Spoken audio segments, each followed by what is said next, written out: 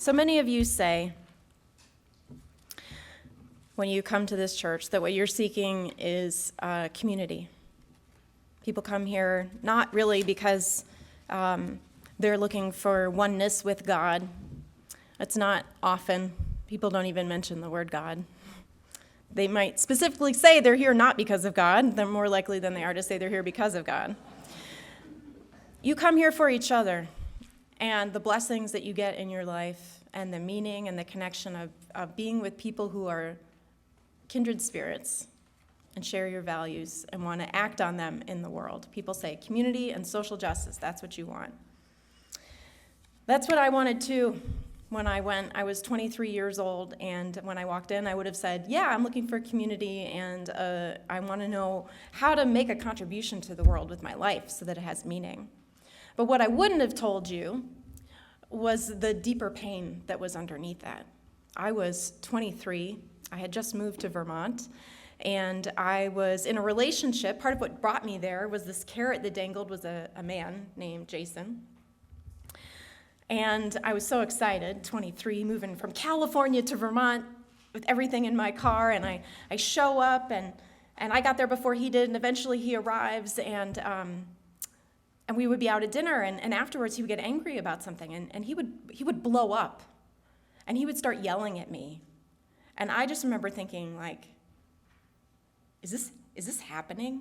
I had been through a training at a domestic violence shelter in college. I went through a 40-hour training on the dynamics of power and control, and there I stood watching this man that I loved and lusted after and moved all the way across the country to be with, and he was being completely disrespectful to me.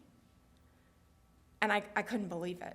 And I thought, I must be going crazy. How could this no. And he was the only person I knew. And my self-esteem was crumbling. The fact that I could have chosen this, that someone I so respected and admired and loved and was in love with could be this way towards me. And I would just walk away. I would be grateful we had taken 2 cars to dinner, and I would just get in my car and thank God we didn't live together, and I would just go home. And the next time I would see him, I would say, what just happened? Well, what was that? That's really not okay with me. And he would say, what? You walked away from me and just got in your car and went home. Let's talk about that. And I would think, am I crazy? And he would say, you said this and that to me, and I'm not going to be angry about that. And I remember thinking, like, am I provoking him? And without other relationships to turn to, I felt really confused and devastated in a whole new land where I had everything I owned in my car when I moved there. My family was like 1,000 miles away. And at the same time that was going on in my life, I was also working at an alternative high school where youth had behavioral and emotional disorders. They'd been traumatized in severe ways, and they would show up, and you could offer them, I will give you anything in the whole world if you can manage yourself this morning and just participate in class. And they couldn't do it. They couldn't do it. They were suffering with such extreme pain and or physiological challenges that they could not manage themselves. And so they would find out what your weak spots were and go after them. And so at home, when I would go on a date, I would experience this. And when I went to work, I would show up and I'd watch my other professional colleagues saying, it's not personal, and we would hold space so the kids felt safe.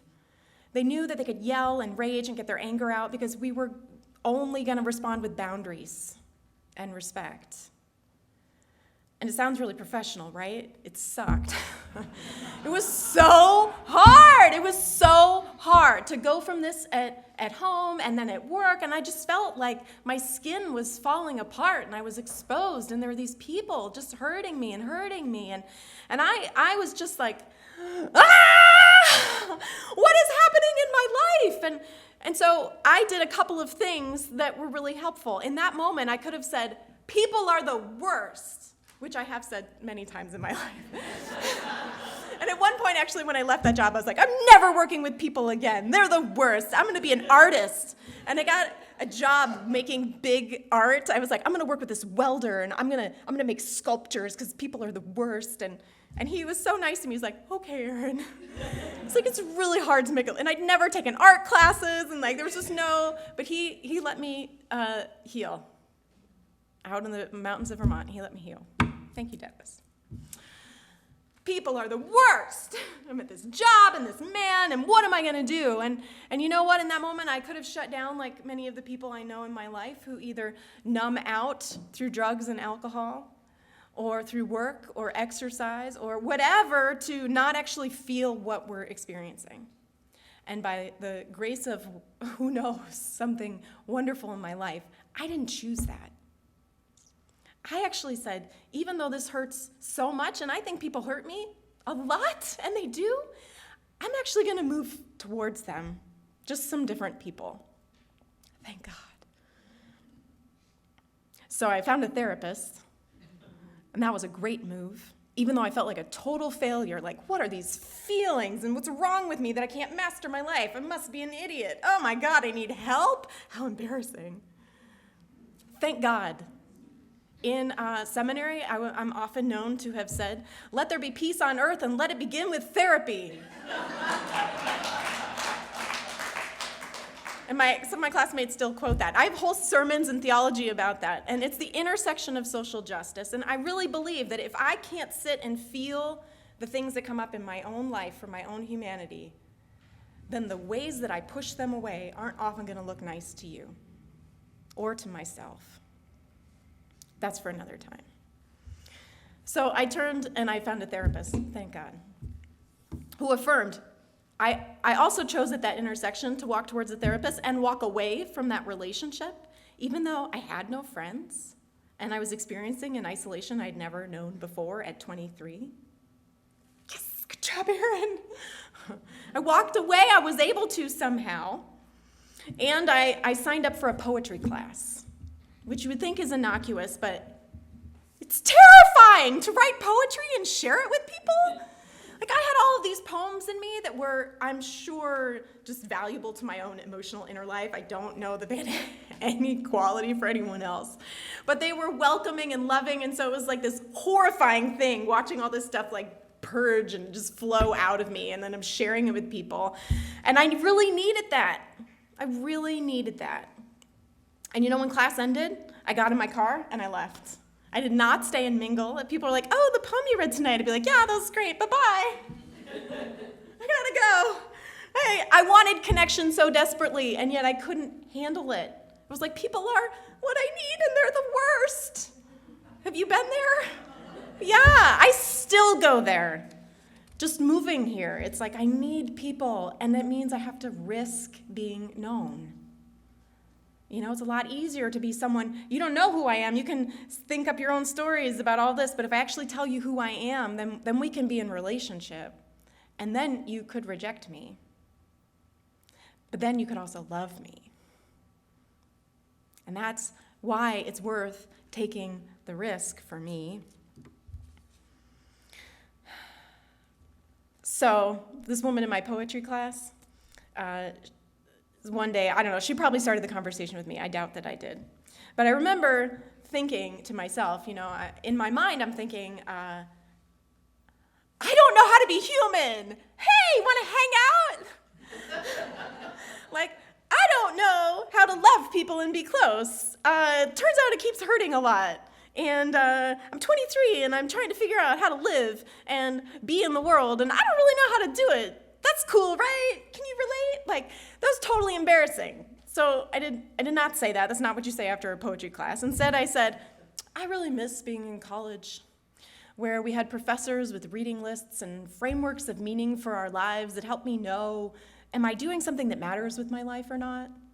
And I miss that. I miss being with people who can talk about those things. And she said, yes, you should come to my church. And I said,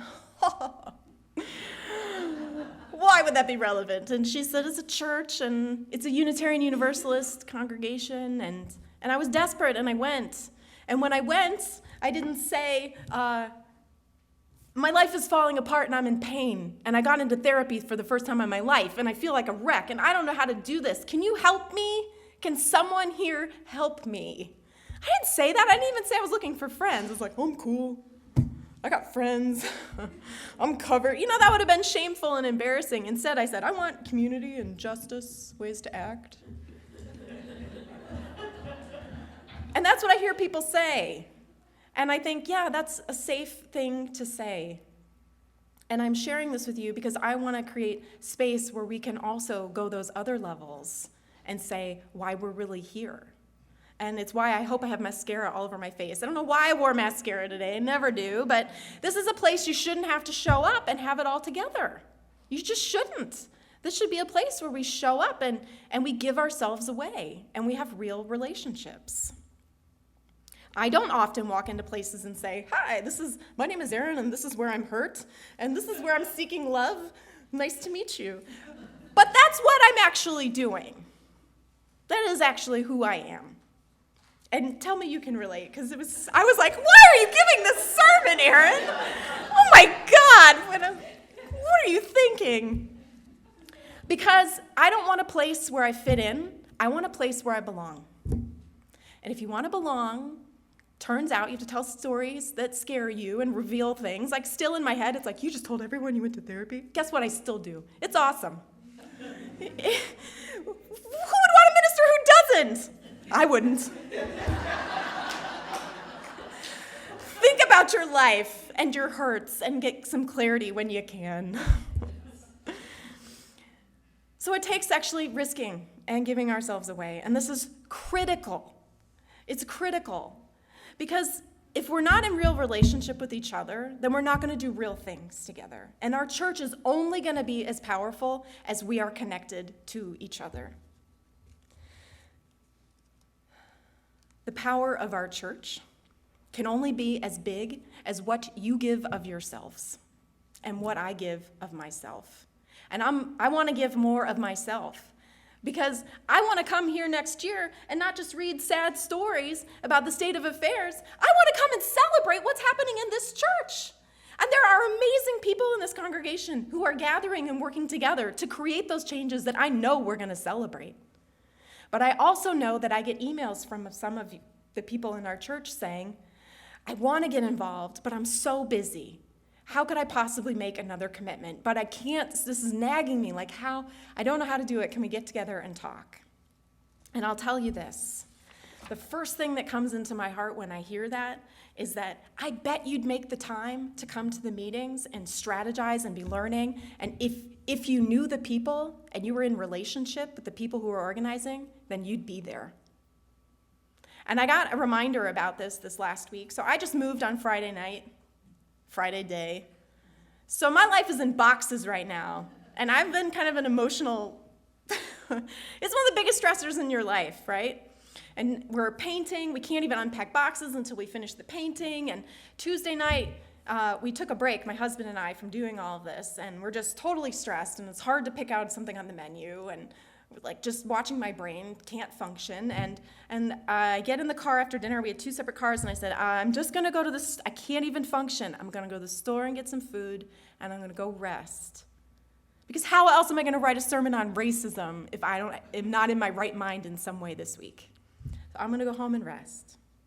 And then I check my phone, and Linda Bacon called me. Linda Bacon said, hey, Erin, I just went to this 2.5-day Amos organizing training on community organizing. It was wonderful, and the bishop who was helping to lead it is speaking tonight, and you're going to want to hear him. And I just started crying. I was so tired. I was like, I don't want to go. I don't want to go. And I got in my car, and I started to pray about it. I'm like, all right, is this really critical that I go right now?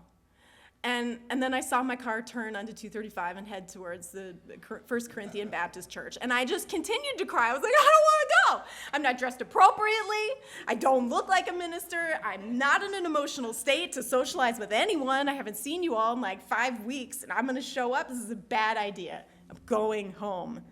And I went. And I was like, ah! And I went, and I was stinky and tired, and oh man, and I went, and I said, I'm just gonna stand in the back for 20 minutes, and I did. I stood in the back against the wall, and I was like, why are you doing this to me, Erin? Why are you even here? Because Linda Bacon called me and said, you're gonna wanna hear this. And Pastor Bridget Black at the AME church in town, she emailed me and said, come to this and be blessed. And you know what? I love Linda Bacon, and I love Bridget Black, and when they contact me and say, Sister, you want this. You know what? I respect them. And it's different than getting an advertisement that says, come to this thing, which I'll be like, I don't know if that's worth my time. But when someone I know and love says, you want to be here, then I go. Even when I'm mad about it, I will go. Because I want to show up. I want to be trusted. I want them to keep inviting me. They matter.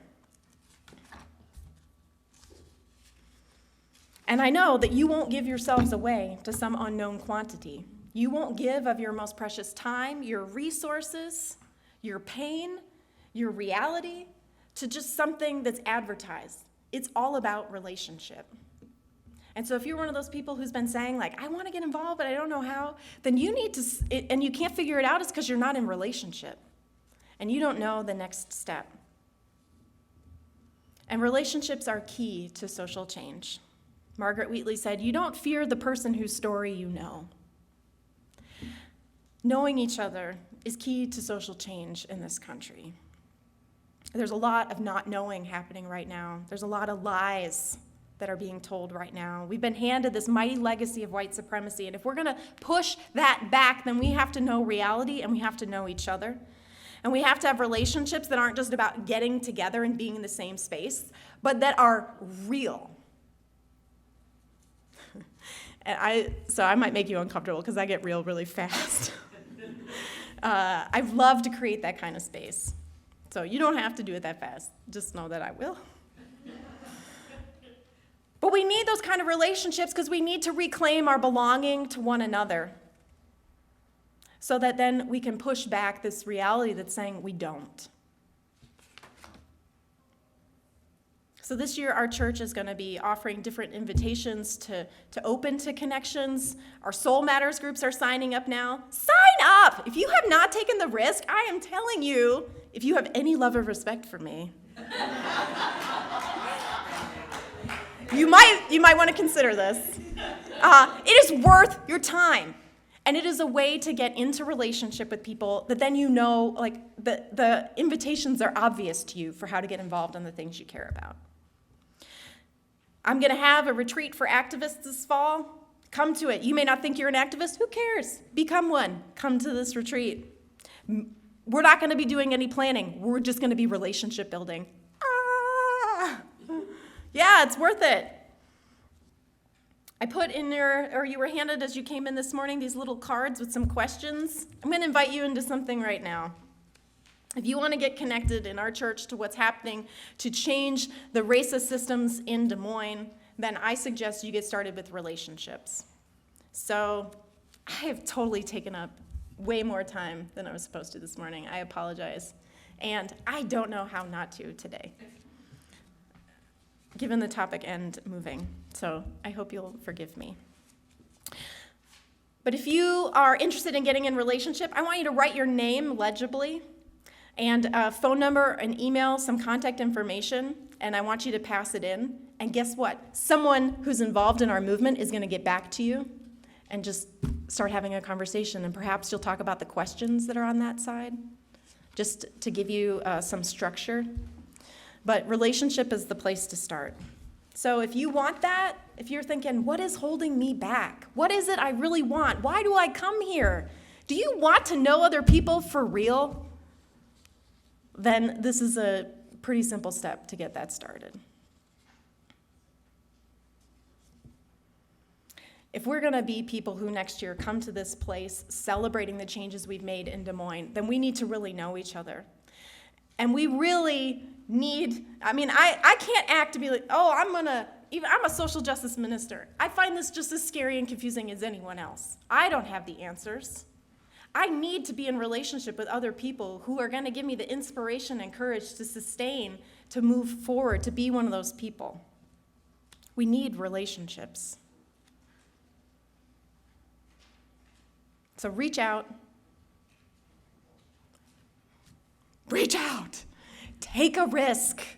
Do more than gather. Belong. And that only happens if you show up and give yourself away. Try it today. Let's sing.